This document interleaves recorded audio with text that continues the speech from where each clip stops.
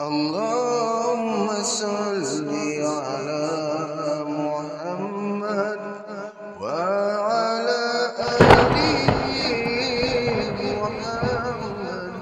اللهم صل على محمد وعلى آل محمد.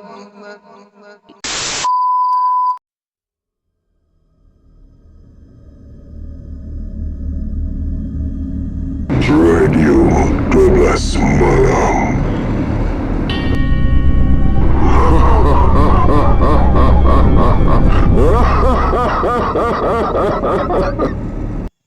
Assalamualaikum warahmatullahi wabarakatuh. Salam sejahtera. Bertemu lagi dalam Radio 12 Malam. Dan untuk makluman, pada malam ni kita akan teruskan lagi dengan himpunan kisah misteri.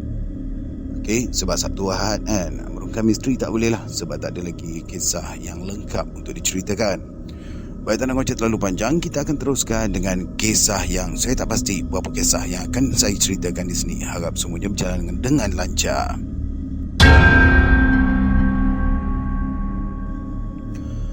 Berat hati saya untuk menceritakan peristiwa yang saya alami lebih kurang 5 tahun lalu ini. Bukan apa, saya bimbang sekiranya cerita yang ingin dikongsi ini disalah artikan ataupun mengaibkan si mati dan menimbulkan fitnah. Namun setelah difikirkan, saya rasa saya perlu ceritakan juga peristiwa tersebut kerana ianya boleh dijadikan pedoman dan iktibar untuk kita semua.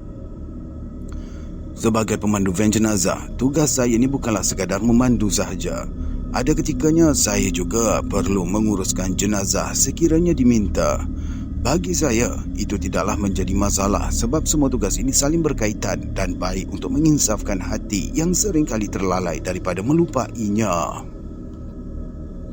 Kerja-kerja seperti ini dilakukan bukanlah kerana duit, tetapi lebih kepada membantu. Ya, membantu untuk mengharapkan ganjaran di sisi Allah SWT kerana ianya sesuatu yang sangat dituntut oleh syariat. Tambahan pula, hukumnya adalah fardu kifayah. Jadi kita ni tak bolehlah terlalu berkira untuk melakukannya. Biarlah ikhlas, kan itu lebih afdal. Saya ingat lagi, ketika itu pertengahan tahun 2010, saya telah ditugaskan untuk menguruskan satu kes kematian akibat kemalangan. Tetapi ini bukanlah kemalangan biasa kerana mangsa meninggal dunia akibat digiles oleh kereta api. Mangsa dikatakan sedang mengambil dadah di atas landasan dan tidak sedar akan kehadiran kereta api kerana berada dalam keadaan yang terlalu hayai. Jenazah itu merupakan seorang lelaki yang berusia awal 30-an. Saya tak kenal dengan si mati itu. Hanya sedikit saja latar belakangnya yang saya tahu. Apa yang saya maklum, jenazah yang akan diuruskan itu berketurunan dari negara seberang, tetapi sudah lama menetap di sini. Itu sahaja. Untuk pengetahuan semua, jenazah kes kemalangan sedikit sukarlah untuk diuruskan kerana keadaan mayat biasanya sudah tidak lengkap anggota tubuh dan darah yang tidak berhenti mengalir. Jadi menguruskan jenazah yang terlibat dengan kes kemalangan ini perlu berhati-hati dan lebih teliti. Dalam kes ini, boleh dikatakan keadaan mayat agak teruk. Hanya 1/3 daripada tubuhnya, iaitu dada ke atas sahaja yang masih lagi elok. Sementara sebahagian besar lagi, iaitu dari pinggang ke bawah pula hancur lumat. Hanya cebisan-cebisan daging dan tulang temulang remuk sahaja yang berjaya dikumpulkan. Saya tidak berseorangan, tetapi bersama saya ialah beberapa orang rakan yang turut sama menguruskan jenazah. Entah mengapa, hari itu hati saya berasa cemas dan bimbang ketika menguruskan jenazah ini. Saya sendiri tak tahulah apa sebabnya. Bulu roma saya meremang, tubuh terasa hangat dan saya sangat tidak selesa. Bukan keadaan mayat yang agak mengerikan itu membuatkan saya seram, tetapi macam ada sesuatu perkara yang lain, seperti ada benda yang ada bersama dengan kami ketika itu. Meskipun keadaannya teruk dengan bau yang menyengat hidung, tetapi sepatutnya ia tidaklah terlalu menyeramkan bagi saya. Setelah beberapa tahun bergelumang dalam bidang ini, sudah bermacam-macam mayat yang saya tangani. Ada yang lebih parah dan lebih teruk lagi. Tapi mayat di hadapan saya ini dirasakan agak berbeza. Entahlah, saya sendiri sukar untuk menerangkannya. Ketika memandikan jenazah itu, bulu roma saya tegak berdiri. Tetapi saya cuba untuk tidak mengendahkannya dan terus saja memandikannya sambil membacakan ayat-ayat suci Al-Quran, khususnya Ayatul Kursi. Saya baca berulang kali untuk menghilangkan gugup. Namun gagal. Perasaan itu terus bermain hingga dada saya ni rasa berdebar-debar. Seketika saya jeling kepada rakan di sebelah. Saya lihat raut wajah muka rakan saya juga berubah. Mulutnya terkumat gamit membacakan sesuatu. Saya pasti dia juga merasakan sesuatu sama seperti apa yang saya rasa. Berdasarkan pengalaman sebelum ini, jika ada perasaan yang tidak enak menyelubungi diri, artinya jenazah yang diuruskan ini bukanlah dari kalangan mereka yang dicintai Allah. Selalunya begitulah yang saya rasa. Na'udzubillah. Bila sudah selesai memandikannya, saya bersiap sedia untuk menghantar jenazah yang akan dikebumikan itu ke tanah perkuburan Islam tidak berwaris. Ianya terletak dalam sebuah daerah di negeri Johor. Di mana lokasinya tidaklah perlu saya nyatakan secara jelas di sini. Namun kali ini saya berseorangan dan rakan lain tidak turut sama. Mail, saya tak dapat nak turut serta lah kali ni. Ada hal sikit lah, kata saya kepada lelaki yang hampir mencecah separuh abad itu. Namanya Ismail. Dia adalah individu yang bertanggungjawab untuk urusan pengebumian jenazah di tanah perkuburan tersebut. Saya kenal Ismail sudah lama, tetapi tidaklah terlalu rapat. Kami ni saling mengenali pun atas dasar kerja. Saya ini sebagai pemandu dan juga pengurus jenazah. Dia pula sebagai penggali kubur dan akan mengebumikan jenazah yang dihantar ke situ. Selalunya, saya akan membantu Ismail untuk proses pengebumian. Tapi kali ini, saya mengelak dan cuba berdalih. Saya kata kepadanya ada urusan yang perlu diselesaikan. Ismail mengangguk tanda faham dan dia segera menelefon rakannya yang lain untuk datang membantu. Sebaik saja jenazah pemuda tersebut dikeluarkan daripada van, saya meminta diri dan berlalu pergi. Saya tidak ceritakan kepada Ismail. Sebenarnya saya ada sedikit masalah dengan jenazah ini. Bagi saya, ini adalah aib dan boleh menimbulkan fitnah. Jadi, tak perlulah saya jelaskan kepadanya. Van yang saya pandu terus sahaja menderu laju, membelah kesibukan kota petang itu. Walaupun hakikatnya jasad saya masih berada di dalam van, namun fikiran saya sudah menerawang jauh, memikirkan tentang jenazah pemuda yang baru sahaja dihantar tadi. Entah mengapa, mayat yang saya mandikan itu seperti terbayang-bayang di hadapan mata. Walaupun sudah hampir setengah jam memandu, seperti ada sesuatu yang menarik-narik saya untuk memikirkan tentangnya. Aduh, ni tak boleh jadi ni, getus saya dalam hati. Tanpa menghiraukan aliran trafik yang agak sibuk, saya memulas steering van. Saya nekat untuk berpatah balik ke tanah perkuburan untuk turut sama menyelesaikan upacara pengebumian. Namun sebaik saja sampai semula ke sana, dari jauh saya lihat semuanya sudah selesai. Kubur sudah dikambus. Jelas kelihatan tanah yang kemerah-merahan itu sedikit berbukit seperti baru digemburkan. Di hujung kedua-duanya dipacakkan kayu sementara sebagai nisan. Mata saya menangkap kelibat Ismail yang masih lagi berada di situ. Saya segera mematikan enjin van dan berjalan menuju ke arahnya. Ada banyak perkara yang ingin saya tanyakan pada Ismail. Tak apalah Zakaria, semuanya sudah selesai, kata Ismail pada saya. Alhamdulillah, tak ada apa-apa. Saya minta diri dulu ya, sambungnya lagi. Lelaki itu kemudian menghidupkan enjin motor kapcanya dan berlalu pergi, sehinggalah dia hilang daripada pandangan. Serta merta perasaan bersalah menyelubungi diri saya. Tapi kan, apakanlah daya, semua itu sudah pun berlaku. Saya termenung jauh. Saya sendiri tak faham kenapa perlu wujud rasa bersalah. Mungkin kerana mengelak dan culas dengan tugas yang menjadi fardu kifayah. Barangkali. Saya kembali semula ke van yang berada di bahu jalan. Enjin dihidupkan.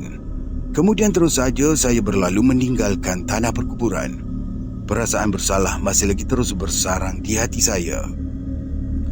Tapi perjalanan kali ini agak pelik. Terasa lain macam. Hati saya kuat mengatakan seperti ada sesuatu yang sedang mengikuti saya dari belakang.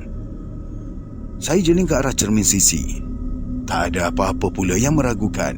Semuanya biasa sahaja. Apa yang tak kena ni ya? Ketus saya dalam hati. Anak mata saya masih lagi melilau, tercari-cari sesuatu yang saya sendiri belum pasti. Namun, sebaik saja pandangan dikerling ke arah cermin pandang belakang, ekor mata saya segera menangkap sesuatu. Mula-mulanya saya ingatkan hanya mainan perasaan saja. Tetapi, bila saya kerling kali kedua, sah, ada kelibat lelaki sedang bercangkung di sebelah keranda seperti bertenggek. Tak mungkin, ini mustahil. Ini hanyalah mainan perasaan sahaja. Saya cuba gagahkan diri dan amati dengan teliti untuk dapatkan kepastian. Adakah itu manusia? Atau... Serta-merta perasaan seram mula menular dalam diri. Bulu tengkuk saya meremang apabila mendapati kelibat itu mirip dengan jenazah yang saya mandikan tadi. Rambutnya, kulitnya, mukanya, semuanya sama dengan mayat pemuda yang maut digilis kereta api itu. Cuma kali ini ia nampak lebih sempurna dan lengkap anggota tubuh. Dengan sedikit ilmu yang ada, saya cuba untuk menghalau benda itu. Beberapa potong ayat Al-Quran mula bermain di bibir saya.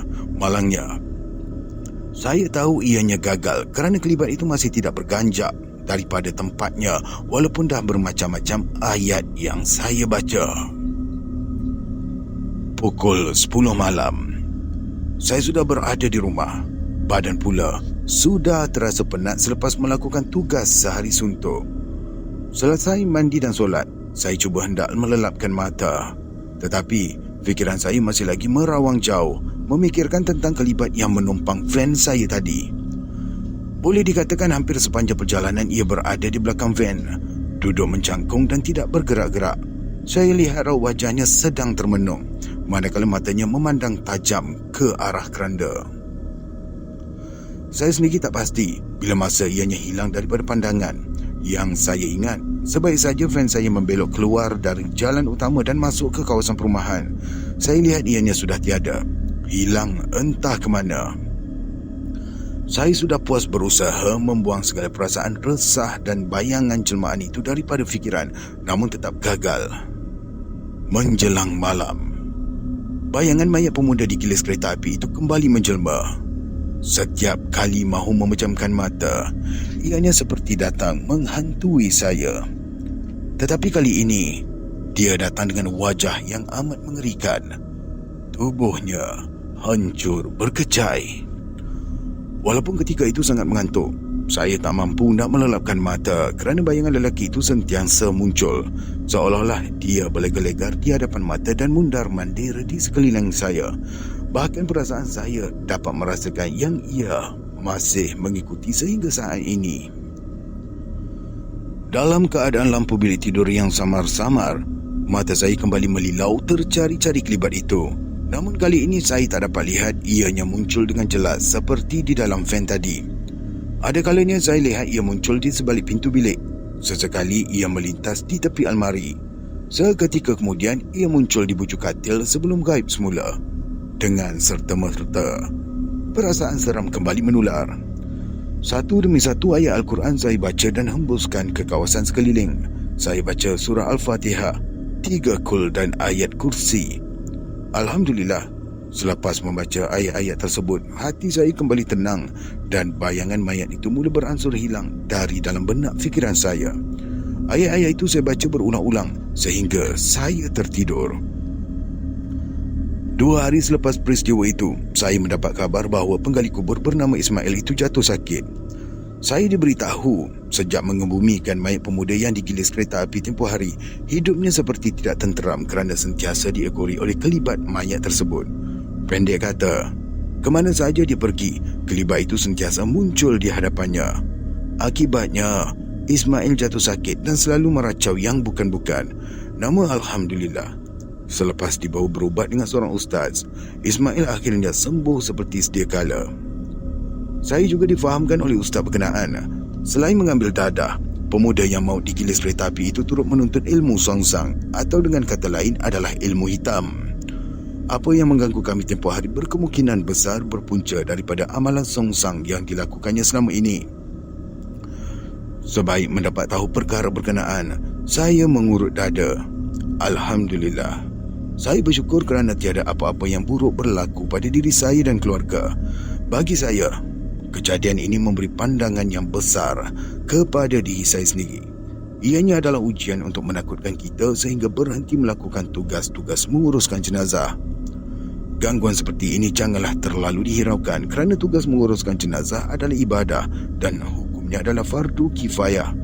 Satu lagi saranan saya, sebagai seorang Islam, janganlah kita melakukan sesuatu perkara yang boleh membatalkan iman seperti menuntut ilmu hitam. Mintalah segala pertolongan daripada Allah. Nescaya Dia akan membantu.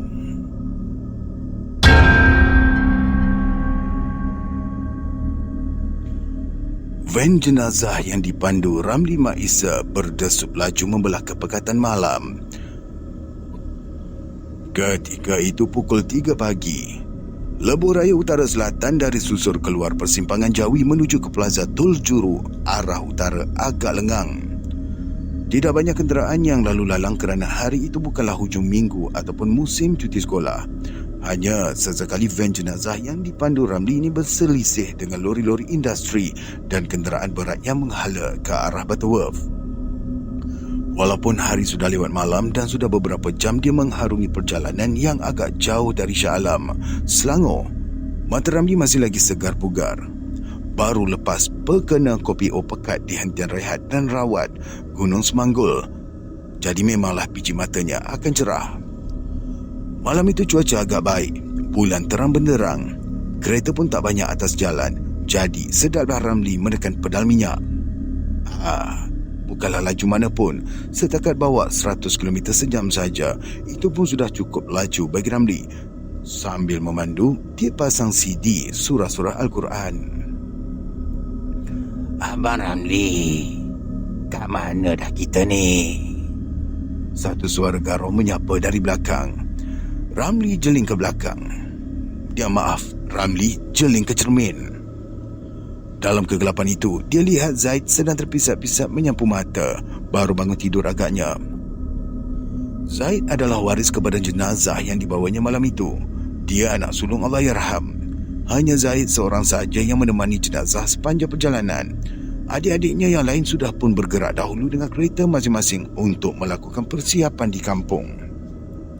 Sejak dari persimpangan Cangkat Jering tadi, Ramli perasan yang Zaid ni sudah pun terlentuk tidur di sebelah keranda jenazah ayahnya.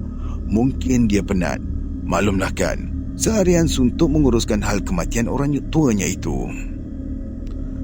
Dah nak sampai Tujuh ni. Lagi setengah jam sampailah Bukit Mentajam.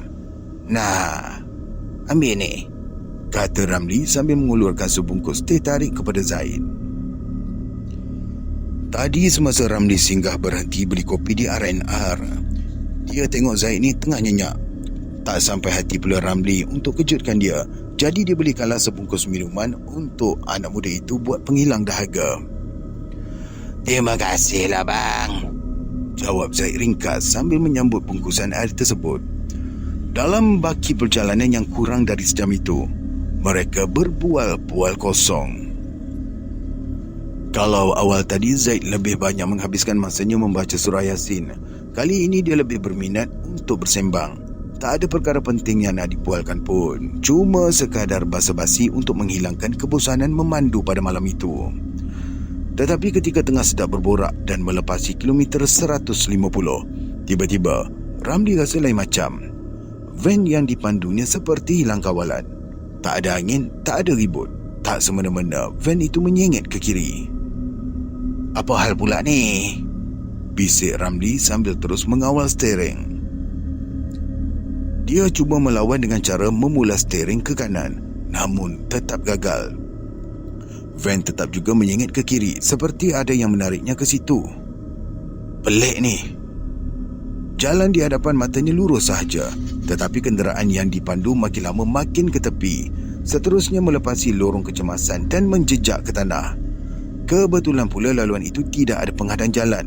Hampir sahaja lagi van itu nak menjunam ke dalam longkang yang besar. Ya Allah, kenapa ni bang? Tanya Zaid dari celah dinding belakang. Riaknya terkejut apabila van yang dinaiki itu rasa terhuyung-hayang. Lelaki berkacamata itu tergamam. Ramli sendiri tak mampu nak menjawab soalan Zaid sebab dia pun tidak tahu kenapa yang van itu menyengit ke kiri. Steering van terus digenggam erat. Ramli cuba mengawalnya supaya tetap berada di laluan dan tidak terbabas ke dalam parit besar di tepi jalan. Sepantas kilat kakinya menekan brek, sementara tangannya mengilas steering ke arah kanan. Tapi van itu gagal dikawal dan akhirnya terperosok ke dalam longkang. Tayarnya terangkat sebelah. Ramli lihat ada percikan api pada bahagian sebelah kiri apabila kenderaan itu bergesel dengan konkrit longkang. Ini kerana walaupun sudah terbabas, tetapi van itu masih lagi mengelosor dalam keadaan yang menyengit. Sekali lagi Ramli cuba kilas steering ke arah kanan sambil melaungkan takbir Allahu Akbar. Bunyi tayar van jenazah mencengkam jalan jelas kedengaran sebaik ia mencecah tar. Disebabkan Ramli memula steering secara mengejut, van yang dipandu itu terhuyung-hayang di atas jalan.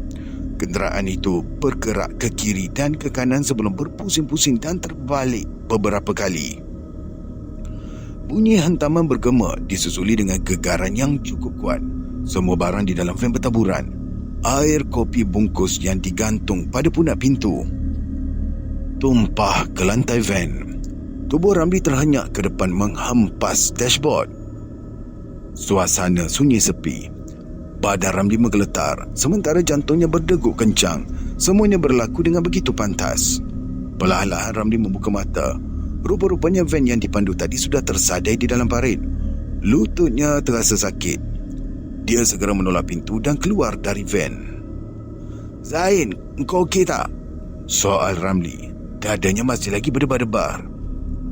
Okey bang, okey, tak ada apa-apa, sikit je ni, jawab Zaid dari dalam van. Tapi keranda ni terbalik, sambungnya semula. Keranda terbalik? Dalam keadaan yang terincut-incut, Ramli bergegas ke belakang untuk membuka pintu van. Apa-apa hal pun, dia perlu keluarkan Zaid dan jenazah ayahnya terlebih dahulu atas faktor keselamatan. Tapi bahagian bucuk kiri van yang remuk dan kemik itu menyebabkan pintu belakang tersangkut dan tidak boleh dibuka. Dia cuba mengumpil pintu tersebut dengan tangan kosong, namun tak boleh dikuak. Zaid juga cuba membukanya dengan cara menendang dari bahagian dalam van. Pintu tersebut masih tak renggang. Sementara pintu bahagian tepi pula langsung tak ada ruang untuk dibuka kerana bahagian kiri van sudah terperosok ke dalam longkang. Untuk celahkan tangan pun tidak lepas. Ini tak boleh jadi ni Zaid, kau sabar kejap, aku pergi minta bantuan, kata Ramli.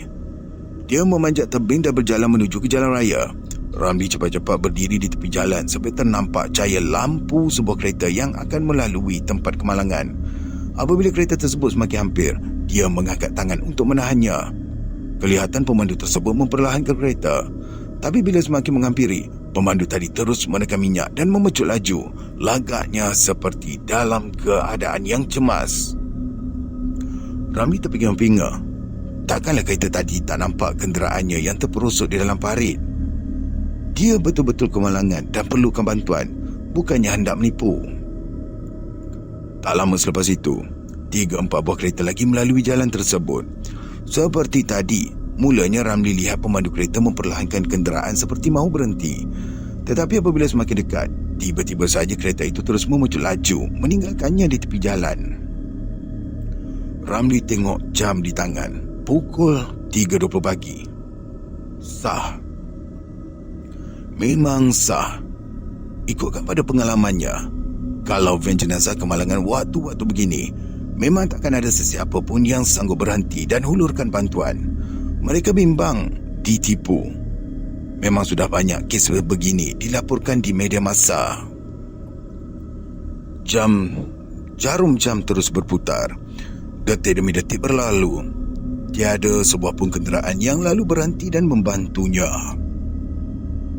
Semuanya memecut meninggalkan dia dan Zaid.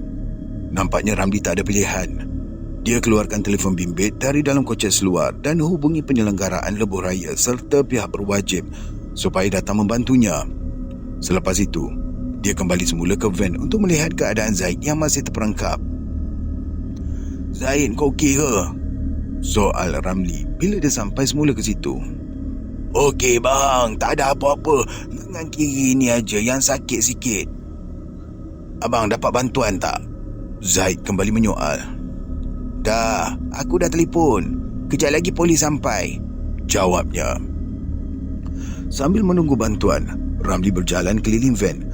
Dia tengok ke arah tayar, tapi tak pancit. Anginnya penuh. Ramli mula pelik. Kalau tayar tak pancit, anginnya penuh, kan? Macam mana van boleh menyingit ke kiri? Nak dikatakan jalan licin. Hari tak hujan, lopak air pun tak ada di atas jalan. Nak kata mengantuk, biji matanya cerah tadi. Bahkan sebelum van hilang kawalan, dia tengah bersembang dengan Zaid. Jadi memang mustahillah dia mengantuk. Habis tu, macam mana van ini boleh kemalangan? Soalan itu terus saja berlegar dalam benaknya. Selepas setengah jam, truk penunda dan kereta polis pun sampai. Pintu belakang van diumpil. Apabila sudah terbuka, Zaid keluar dengan tangannya sedikit cedera kerana terhempas ketika kemalangan tadi. Di dalam van, Ramli tengok keadaan keranda yang sudah pun tunggang terbalik. Tetapi syukurlah, penutupnya masih lagi kuat kerana dikunci rapat. Ramli kemudian membuka penutup keranda untuk lihat keadaan jenazah. Nasib baik tak ada apa-apa. Semuanya masih elok dan kedudukan jenazah seperti tidak terusik walaupun van 2-3 kali berpusing tadi. Cuma timbul satu lagi masalah. Van dah tak boleh bergerak. Jadi siapa pula yang nak menghantar jenazah ayah Zaid? Selepas berbincang perkara tersebut dengan pihak polis, mereka kemudiannya menelefon hospital berdekatan dan meminta bantuan menghantar jenazah menggunakan ambulans.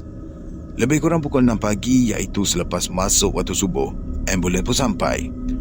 Zaid bersama jenazah ayahnya dibawa menaiki kenderaan itu untuk dihantar ke kampung keluarganya di Bukit Mertajam. Sementara itu, Ramli pula mengikut pihak polis ke balai untuk memberi keterangan. Masalahnya, Ramli sendiri sukar untuk menyatakan bagaimana kemalangan itu boleh berlaku. Puas dia berfikir sampai ke sudah tidak ada jawapannya. Ramli tidak tahu mengapa van jenazah yang dipandunya menyengit ke kiri dan akhirnya terbabas.